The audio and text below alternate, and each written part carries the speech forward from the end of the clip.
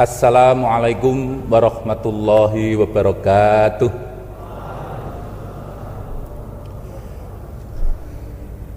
Alhamdulillahilladzi hadana lihadza wa ma kunna linahtadiya laula an hadanallah.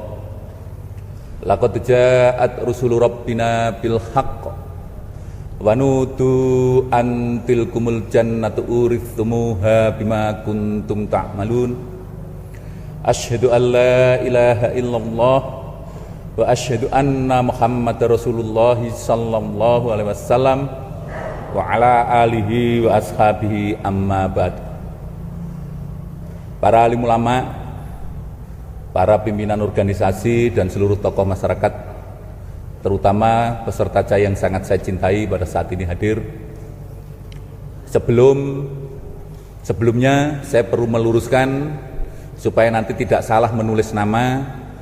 Tadi disebut nama pertama Brigjen TNI Purnawirawan Insinyur Agus Susarso MN MSc, itu bukan saya, supaya nggak keliru gitu, nanti keliru nulis Pak Agus Susarso yang beliau. Nah, hanya karena saya lebih muda, jadi mesti yang muda yang dulu, baru nanti yang beliau yang senior itu nanti di belakangan. Saudara-saudara sekalian, pertama-tama saya mengingatkan untuk kita bersyukur kepada Allah, kembali kita bisa melaksanakan event nasional, yaitu camping Cinta Alam Indonesia pada saat ini. Alhamdulillahirabbil alamin. Sholawat serta salam juga saya aturkan kepada junjungan Nabi besar Muhammad Rasulullah sallallahu alaihi wasallam, para sahabat Nabi, para tabi'in, tabi'in, ulama-ulama usholihin. Seiring dengan doa dan syukur saya, alhamdulillah jazahumullah khairah, juga saudara-saudara sekalian masih bisa mengikuti, bisa mentaati segala aturan yang diterapkan di dalam camping CAI ini. Ini merupakan tempat untuk kepenggembelengan kita, tempat pembinaan bagi warga LDI. Maka tentunya saudara-saudara sekalian, apabila ada unsur-unsur yang bersifat mendidik, unsur-unsur yang bersifat ketat, itu adalah bagian daripada penggembelengan itu sendiri. Maka saudara-saudara sekalian betul-betul harus mengikutinya dengan baik. Walaupun mungkin terkesan santai, tapi kita supaya tetap, disinilah latihan ketaatan, disinilah latihan disiplin. Dan semua amal solehnya saya syukuri, saya doakan, alhamdulillah jazakumullah khairah. Saudara-saudara sekalian, saya tidak banyak pengantar pada saat ini. Saya diminta untuk sedikit menjelaskan tentang organisasi kita, yaitu Lembaga Dakwah Islam Indonesia. Saudara sekalian, apa yang saya sampaikan adalah non-materi, bukan materi tertulis, akan tetapi barangkali bisa membantu saudara-saudara sekalian untuk mengenal lebih jauh. Karena kita ini sebetulnya ada dua sisi yang harus sama-sama kita pahami sebagai warga jamaah. Yaitu yang pertama, sisi ke dalam kita sebagai warga jamaah, di mana kita punya kewajiban-kewajiban yang harus dilaksanakan dan tidak boleh ditinggalkan. Di situ ada sebuah struktur yang tidak tertulis, tapi kita semua memahami, dan struktur di situ harus kita kerjakan, kita ikuti. Di mana ada kewajiban-kewajiban sambung kelompok, sambung desa, sambung daerah, sambung pusat yang ditentukan. Di situ ada aturan-aturan, ada infak, ada macam-macam. Itu adalah mekanisme yang ada di dalam. Tapi saudara-saudara sekalian, pada sisi lain, supaya warga LDI juga memahami ada sisi lain sebagai sarana perjuangan kita, alat perjuangan kita, yaitu kita ada yang namanya organisasi, yaitu yang dikenal saat ini kita kenal namanya adalah Lembaga Dakwah Islam Indonesia. Lembaga Dakwah Islam Indonesia sendiri ini, amal solehnya, sisinya memang pada sisi yang berbeda. Lah, kenapa ini perlu saya jelaskan saudara-saudara sekalian?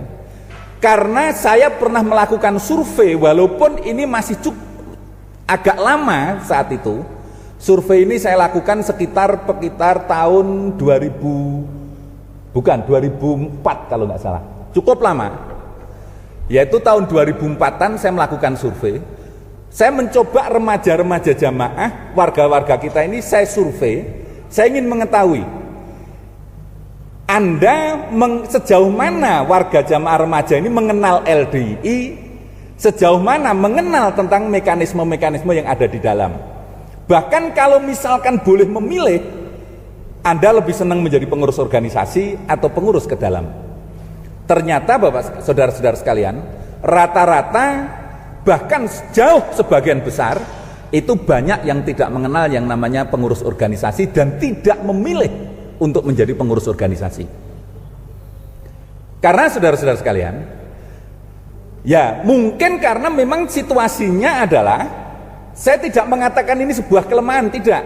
Justru saya melihatnya berarti jamaah ini betul-betul on the track untuk betul-betul tekun mempelajari tentang hakiki tugas pokok daripada jamaah itu sendiri, yaitu ingin masuk surga selamat neraka dengan mengikuti mekanisme yang ada di dalam.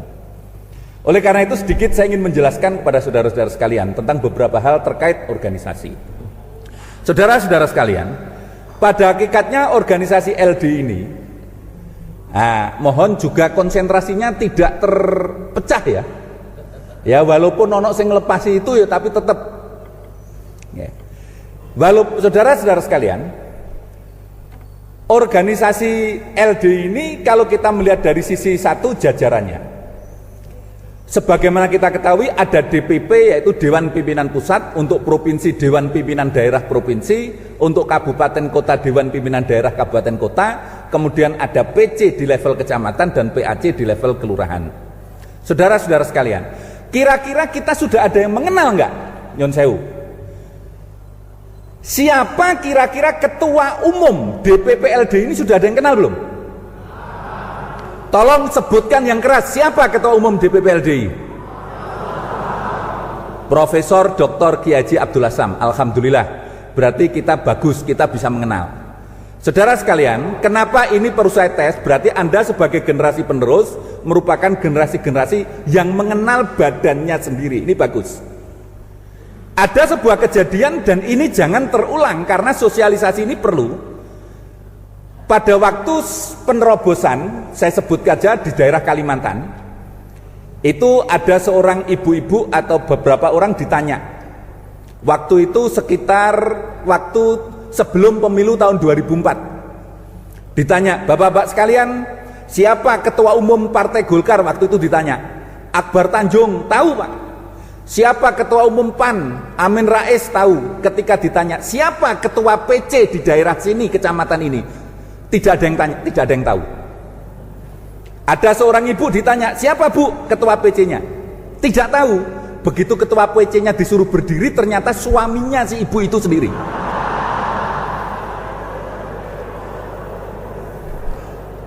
Maka saudara-saudara sekalian, karena ini merupakan bagian alat perjuangan, saya titipkan kepada saudara-saudara sekalian, tolong kenali dulu siapa personel yang beramal soleh di organisasi, karena ini sangat mempengaruhi terhadap tugas dan kewajiban organisasi itu sendiri. Bagaimana Anda bisa melaksanakan, menutupi bitonah, melaksanakan tugas ketika petugas-petugas organisasinya tidak dikenali? Ini permasalahannya. Lah, apa sebetulnya tugas daripada organisasi? Sebagaimana ijtihad Bapak Imam, kalau dulu sebelum keimaman Pak Haji Sultan Aulia, bahwa tugas organisasi itu 3. Pada zaman Pak Haji Kiai Haji Sultan Abdul Aziz Sultan Aulia, tugas itu ditambah 1 menjadi 4. Ini yang saudara sekalian juga harus mengenali apa tugas organisasi. Yang pertama, tugas daripada organisasi khususnya LD ini adalah yang satu, pertama adalah gambui pejabat. Gambui pejabat dan tokoh-tokoh yang ada di lingkungan strategisnya. Itu digambui. Oleh karena itu, kalau pengurus organisasi sibuk untuk ke sana menghadiri ini, itu memang tugasnya, tapi itu bukan menjadi alasan untuk tidak lancar 5 bab dan sambungnya. 5 bab sambungnya harus tetap. Ya. Jadi satu, gambui, itu tugas pertamanya. Tugas kedua adalah, yang tugas kedua ini cukup berat, ngatasi gegeran. Ketika terjadi permasalahan-permasalahan terkait dengan kasus atau sesuatu yang terjadi kepada baik itu jamaah maupun kelompok jamaah, baik itu yang menimbulkan itu organisasi ataupun perorangan atau siapapun, dampaknya itu menjadi tugas organisasi untuk mengatasi permasalahan-permasalahan itu. Yang ketiga tugasnya adalah menjadi baju jamaah, menutupi jamaah, dalam tanda kutip adalah fatonah, menutupi bitonah di dalam jamaah. Menjadi baju jamaah, nutupi jamaah. Itu tugas ketiga. Lah, adapun tugas yang keempat adalah membantu keimaman. Namanya membantu itu tidak merusui, harus seiring, karena membantu namanya. Membantu keimaman ngeramut jamaah. Ini yang terakhir ini merupakan tugas tambahan yang diberikan oleh keimaman yang sekarang. Jadi supaya pengurus organisasi tidak hanya keluar saja, tapi juga punya kewajiban untuk membantu keimaman. Tujuannya supaya komunikasi juga lancar, ada seiring dengan tugas-tugas keimaman, sehingga segala sesuatunya bisa berjalan seiring. Diharapkan di sini mekanisme musyawarah bisa jalan, segala sesuatunya jalan, maka kemudian organisasi ini bisa berjalan dengan baik, jamaah juga berjalan baik, tidak ada benturan antara keimaman dan organisasi, antara jamaah dengan organisasi tidak terjadi benturan. Itu 4 tugas pokoknya. Lah, saudara-saudara sekalian, karena 4 tugas pokok inilah maka dikatakan organisasi harus punya syarat untuk bisa menjadi betul-betul orang yang mumpuni untuk menjadi orang organisasi. Yang sering kita dengar, pengurus organisasi itu harus mempunyai kefahaman double. Ini yang paling sering kita dengar. Kenapa dia punya kefahaman double? Karena tugas di mana dia sebagai seorang jamaah. Contoh misalkan saya ini ketua DPP, saya ini salah satu ketua DPP dari 10 orang ketua, saya ketua DPP, saya juga merangkap ketua DPD Provinsi Jawa Timur, LD Provinsi Jawa Timur. Di mana ketika saya sebagai jamaah, waktu sambung kelompok, ya ikut sambung kelompok. Waktu diperintah kelompok ada kegiatan amal soleh, ya di situ saya sebagai jamaah harus taat dengan kelompok. Padahal ketika saya harus berhadapan dengan pejabat pada level saya ini terbesar. Saya inilah ketika berhadapan dengan gubernur Jawa Timur ini LDI saya, Pak. Itu. Tapi begitu di kelompok sebagai jamaah, harus jamaah. Inilah yang harus bisa mengatur sehingga dikatakan harus memiliki kefahaman double.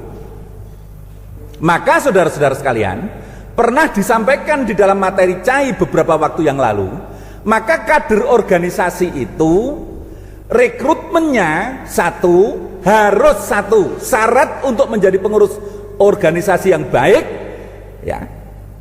Kalau kita masih punya sebuah pilihan, paling tidak di antara kelompok di situ itu pengurus organisasi yang diambil, syarat pertama itu harus paham. Kaitannya dengan kefahaman double tadi.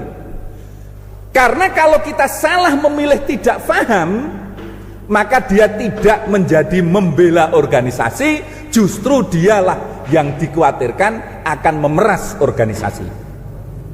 Yang seharusnya dia menghidupi organisasi, berjuang untuk kebesaran jamaah, tapi justru dia mencari hidup di dalam organisasi. Itu nggak benar. Apakah pernah terjadi? Pernah. Ada pengurus organisasi dulu itu ketika dia belum ngaji, masjid kita ini dimusuhi, dia belani. Begitu belani, akhirnya aman, terus dia jadi insaf. Begitu insaf dijadikan ketua DPD organisasi. Begitu dijadikan ketua DPD, karena memang kefahamannya masih kurang karena orang baru, semangatnya hanya semangat untuk belan itu, maka organisasi ini digunakan untuk mencari penghidupan di dalam organisasi. Dia sering mengatasnamakan LDI, ke Dandim minta uang, ke Polres minta uang, ke Pemda minta uang. Setelah diketahui keimaman, maka jabatannya dimansuh. Begitu dimansuh apa jawabannya? Dia langsung ngancam, kalau dulu saya yang belani masjid, maka sekarang ini sajalah yang akan ngerobohkan masjid pertama kalau sampai dimansuh. Ini artinya apa? Syarat kefahaman ini tidak terpenuhi di situ. Maka syarat pertama adalah faham, memiliki kefahaman double. Jadi syarat pertamanya bukan kok sarjana. Wah, di sini ada nih, kita ini sudah S1, S2, S3 ada di tempat saya. Bukan itu persyaratannya. Yang pertama syaratnya itu adalah faham. Maka dengan kefahaman itu harapan kita dia pada rel sesuai dengan petunjuk, sehingga adanya adil dan taat bisa berjalan, mekanisme organisasi keimaman berjalan, dan akhirnya jamaah tetap dibawa pada rel, pada kondisi di mana semuanya itu muaranya adalah kepada kendali keimaman. Syarat yang kedua untuk rekrutmen menjadi seorang pengurus organisasi adalah setelah paham, berani. Karena yang dihadapi mengingat tugas tadi. Saudara sekalian tahu tugasnya tadi gambui, ya kan, ngatasi gegeran. Lo ngatasi gegeran kalau orangnya nggak berani malah mungkin. Nutupi bitonah. Yang keempat membantu jamaah. Harus berani. Karena orang pinternya seperti apapun, ketika dia takut, nyun sewu, jadi bodoh. Profesor misalkan, orang ahli, seorang terkenal di internasional, orang yang sangat presentasinya luar biasa, begitu pulang di getak karo mbok nome wedi mengkeret, ya jadi bodoh. Karena orang yang takut menurut data psikologis 50% memorinya itu adalah hilang, terserat oleh rasa takutnya. Yang keluar itu adalah engko gek, nanti kok begini, khawatir begini. Akhirnya angan-angannya lah yang menonjol karena rasa takut itu. Jadi yang kedua syaratnya adalah berani. Tidak mungkin tidak, harus berani, karena yang dihadapi dunia luar. Kalau kefahaman dan keberanian ini digabungkan, maka ini menjadi sebuah kekuatan. Dia dengan kefahamannya memaintain dia tetap dalam rel, dengan keberaniannya dia bisa melaksanakan tugas dengan benar, tanpa rasa takut tapi dengan penuh perhitungan. Jadi bukan pinter dulu. Orang pinter pun kalau takut itu jadi bodoh sebabnya. Ini saudara sekalian. Yang ketiga adalah mau melonggarkan waktu untuk fisabilillah. Karena tugasnya double. Enake itu jadi jamaah mung sambung, pulang sambung. Lah organisasi musyawarah kono, ngabui rono, pasti kewajiban sambung. Itulah kenapa harus bisa melonggarkan waktu untuk fisabilillah. Kalau tidak longgar ya dilonggar-longgarkan. Nah, oleh karena itu saudara sekalian, itu menjadi persyaratan. Adapun setelah 3 persyaratan itu kemudian dilakukan, adanya yang namanya punya titel, punya embel-embel, itu baik. Tapi 3 pokok inilah yang harus terpenuhi untuk menjadi persyaratan seorang kader organisasi untuk beramal soleh di organisasi. Lah saudara-saudara sekalian, mengingat tugas dan persyaratan itulah, jadi memang disinilah kalau kita lebih banyak bekerja, memang kalau dilihat pada satu sisi enak, sering muncul di TV barangkali, sering makan enak barangkali, tapi dampak makan enak bukan kok mesti enak. Seperti saya jadi overweight karena sering makan enak. Saya pernah ditanya, Pak Kris, syaratnya caranya untuk menjadi gemuk gimana? Gampang, ada 2 hal. Satu, sering musyawarah dan sering nerobos, mesti gemuk. Kenapa? Lak musyawarah mangan, nerobos kabeh ngejak mangan. Pasti gitu, banyak gitu. Gemuk itu. Nah, itu caranya gemuk begitu. Nah, saudara-saudara sekalian, dilihat dari satu sisi enak, tapi semua itu merupakan sebuah amal soleh. Oleh karena itu saudara-saudara sekalian, saya perlu menjelaskan kepada saudara sekalian, marilah betul-betul kita kembalikan tracknya. Dengan demikian saudara sekalian, uraian saya singkat tadi menunjukkan bahwa organisasi keluar itu harus menunjukkan diri sebagai orang nomor satunya di LDII, tapi ke dalam apa yang kita lakukan adalah dalam kendali keimaman. Kesimpulannya sekarang saya tanyakan, organisasi di atas keimaman atau di bawah keimaman? Di bawah, alhamdulillah, jazakumullah khairan. Tapi jangan diutarakan keluar. Itu strategi ke dalamnya. Strategi ke dalamnya adalah kita ini di bawah keimaman, dalam kendali keimaman. Organisasi tidak punya massa, tidak punya uang, semua hasil musyawarah. Ada orang yang ngomong, Pak Kris, kelemahannya itu loh, kita nggak punya massa, nggak punya uang. Menurut saya justru itu kelebihan di dalam LDI. Kenapa kelebihannya? Organisasi lain itu kalau ngadakan kegiatan untuk mencari dana itu susah. Lah kita tidak, tinggal musyawarah izin disediani yuk. Yang penting mekanisme diikuti.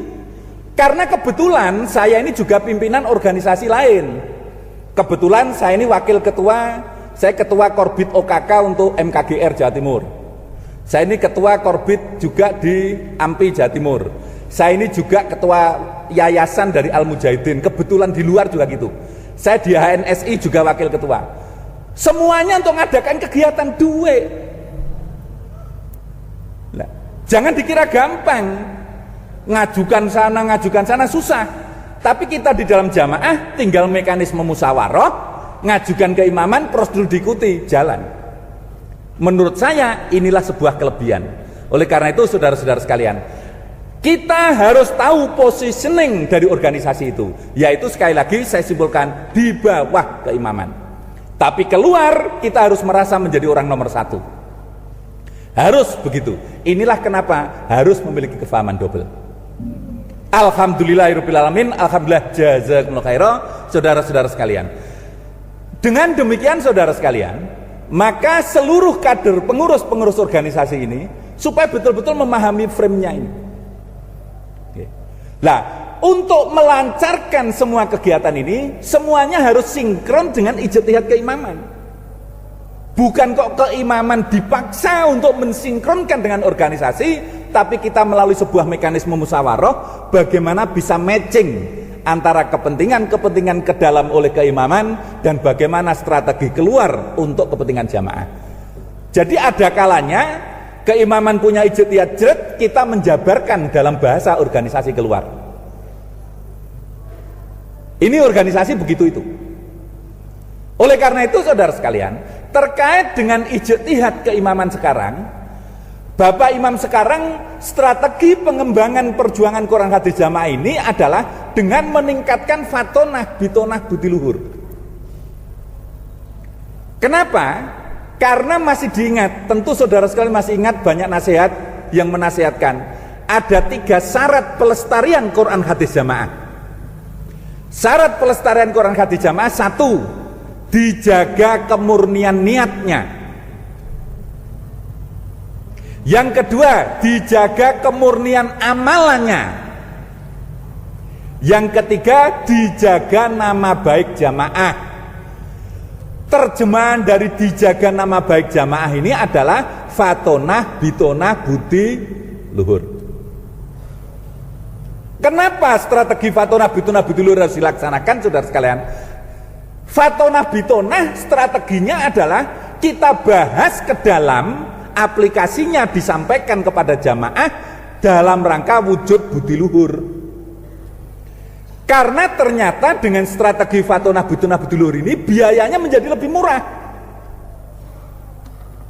dan bisa melakukan pencegahan secara lebih dini. Contoh saudara sekalian, di sini ada nggak yang dari Batola, Barito Kuala? Ada nggak dari Barito Kuala? Kabupaten Batola? Nggak ada. Kalimantan Selatan. Batola ini pernah, barangkali saudara sekalian tidak pernah mendengar, saya ceritakan bahwa Batola pernah ada musola kita yang dibakar. Ya, Batola ini dibakar, musolanya paling nilainya karena itu dari kayu di daerah transmigrasi, paling banter sekitar 5 juta lah bangun itu. Oh, malah ini katanya penerobos 3 juta untuk bangun itu. Karena dari sesetan kayu. Karena di daerah transmigran ada yang jaga mubalek di situ, kemudian mubalek itu jaga, dibujui sama preman-preman di situ, katanya disuruh sana, begitu keluar musola kita dibakar. Begitu musola kita dibakar, kemudian kita lakukanlah, setelah dipelajari ternyata yang membakar ini kan termasuk tindakan kriminal. Kita didukung oleh Kapolresta, kita didukung oleh Wakil Bupati untuk melakukan tuntutan. Maka kita lakukan tuntutan kepada pembakar tadi. Alhamdulillah keputusan pengadilan akhirnya memenangkan kita. Orang yang membakar itu kena vonis pengadilan, masuk dalam kurungan, saya lupa berapa tahun. Masuk dalam kurungan. Tapi saudara sekalian, tahu kira-kira biaya ngeragati tuntutan tadi? Biayanya habis 240 juta. Musolane mung 3 juta. Apakah 240 juta itu muspro? Tidak. Maka dari situ kita rubah strateginya. Alangkah baiknya kalau kita fatonah bitonah biduluhur. Contoh, ada suatu daerah itu bangun masjid, lancar bangun masjid. Kemudian hasil kesepakatan musyawarah desa itu, karena lokasi masjid kita di bawah, di atas itu ada masjid luar, maka kesepakatannya kita bayar berapa, kita kena tarif berapa untuk mendapatkan saluran air dari atas. Karena mereka tidak senang dengan kita, karena kita kurang budi luhur, saluran air itu oleh preman-preman itu dimatikan. Jadi air itu nggak nyampe ke kita. Nah, terus teman-teman di sana ini kebetulan sangat cerdas. Dia mencari apa kebutuhan mereka sebetulnya. Maka dia iseng-iseng juga sambil melihat, oh masjid luar itu ternyata mesternya ini, lantainya ini belum dimester, masih batu merah begitu. Lah dia pertama berkunjung ke sana, ya sholat sunnah di sana. Terus kemudian suatu saat ketemu dengan kiainya, Yai, ini kok lantainya kok belum dimester, kenapa Yai? Ini belum ada semennya katanya. Lah kira-kira butuh berapa semen Yai? Paling hanya 4 sak. Ya udah Yai, nanti saya bantu 4 sak Yai. Akhirnya didatangkan semen 4 sak. Waktu itu 1 sak masih 25.000, berarti 4 sak hanya 100.000. Setelah didatangkan semen, beberapa hari kemudian dikunjungi lagi, ditanya, loh Yai kok belum dikerjakan Yai? Kok masih nganggur gini? Tukangnya nggak ada. Lah kalau kulinya, kalau kulinya ada 3, kira-kira perlu berapa tukang Yai? Perlu 2 aja cukup. Ya udah Yai, saya bantu. Akhirnya jamaah yang tukang dikerahkan di situ, ditambah tenaga sabilillah jamaah kita untuk amal soleh, tenaga amal soleh jamaah. Maka setengah hari masjid itu selesai untuk dimester. Semennya dari kita, tenaganya dari kita, dibantu mereka sedikit. Maka saudara sekalian, setelah kita bantu baik, masjid mereka mending. Ngomong, Yai, hasil musyawarah dulu itu kan kita ini mestinya dapat air ya. Kita ini bayar terus tapi nggak pernah dapat air. Oh ya nanti saya bantu. Langsung preman-preman dipanggil. Orang itu baik, ini loh, dibantu ini semen kita. Kita dibangunkan. Buka itu airnya. Airnya dibuka Pak. Sampai sekarang airnya lancar. Hanya dengan 100.000. Bayangkan kalau itu terjadi gegeran 240 juta. Sekarang pertanyaannya adalah, dengan batonah bitonah budiluhur, dengan budiluhur lebih murah atau lebih mahal? Dengan budiluhur lebih murah atau lebih mahal? Lebih murah. Itulah saudara sekalian, kalau toh kita harus membelani untuk membiayai mereka, itulah kalau dalam dunia politik dan dunia organisasi disebut sebagai security cost, biaya pengamanan. Kadang-kadang itu pembelaannya di situ. Jangan kan gitu, jenengan buka warung, tukang parkir itu aja biaya, rebutan itu. Oleh karena itu saudara sekalian, sekali lagi untuk seiring dengan keimaman, marilah betul-betul kita membantu proses fatonah bitonah budiluhur. Karena ada satu kasus lagi, di Bali juga ada kasus. Saya masih ingat di Pekutatan Itu geger masjid kita ini hanya 2 meter kali 3 meter lah kira-kira, kecil. Dikenal sebagai musola sejuta jendela karena terbuat dari betek, sesek, sehingga kalau siang matahari masuk padang semua. Namanya betek kan bolong-bolong itu. Itu membuat geger. Kita datang, kita beri buku Munas LDI, kita konsultasi dengan para pejabat. Jawabannya pejabat setelah mempelajari buku ini, Pak, buku ini bagus. Saya yakin masyarakat Indonesia mengikuti buku ini damai. Sayang warga LDI Bapak di sini tidak seperti buku ini. Artinya apa? Tidak bisa menetapi fatonah bitonah budi luhur. Maka saudara sekalian, saya mohon saudara sekalian, mari kita sosialisasikan untuk kita fatonah bitonah budi luhur. Prakteknya sederhana. Saya masih sering kali melihat mereka itu kadang-kadang iri kalau jamaah mati sing layat wakeh, begitu orang tonggo, orang luar mati, tidak muncul satupun orang jamaah. Ini berarti kurang fatonah bitonah budi luhur. Cobalah kalau kita lewat ada tetangga orang luar, mari kita sapa. Itulah praktek fatonah bitonah budi luhur. Jadi pergaulilah mereka dengan budaya mereka, cara-cara mereka, tidak sampai mengorbankan ubudiyah kita. Kalau masalah ubudiyah kita tetap, tapi dalam hal misalkan lingkungan, jaga malam, saling menyapa, kenapa tidak? Itu yang harus kita lakukan. Insya Allah ini merupakan hal-hal yang bisa mencegah terjadinya permasalahan kemudian hari. Dan saudara sekalian, berarti membantu program jamaah, pengembangan Quran hadis jamaah, pelestarian Quran hadis jamaah, karena itu bagian dari syarat menjaga nama baik jamaah. Alhamdulillah, jazakumullah khairan. Itu sekelumit tentang tugas organisasi. Kalau kita bicara organisasi cukup panjang, tapi karena waktunya 1 jam dibagi 2 dengan Persinas Asad, maka saya cukup sekian. Paling tidak harapan saya intisari ini bisa menjadi bekal saudara-saudara sekalian mengembangkan jamaah di daerah saudara sekalian dengan menularkan konsep bagaimana cara melancarkan, melestarikan Quran hadis jamaah dengan tetap mengedepankan inilah tugas dan syarat-syarat dari menjadi pengurus organisasi. Alhamdulillah, jazakumullah khairan. Semoga Allah paling barokah. Apabila ada tutur kata saya kurang berkenan, saya mohon maaf yang sebesar-besarnya. Selanjutnya saya kembalikan ke MC atau langsung Pak Agus. Dan dari saya, assalamualaikum warahmatullahi wabarakatuh.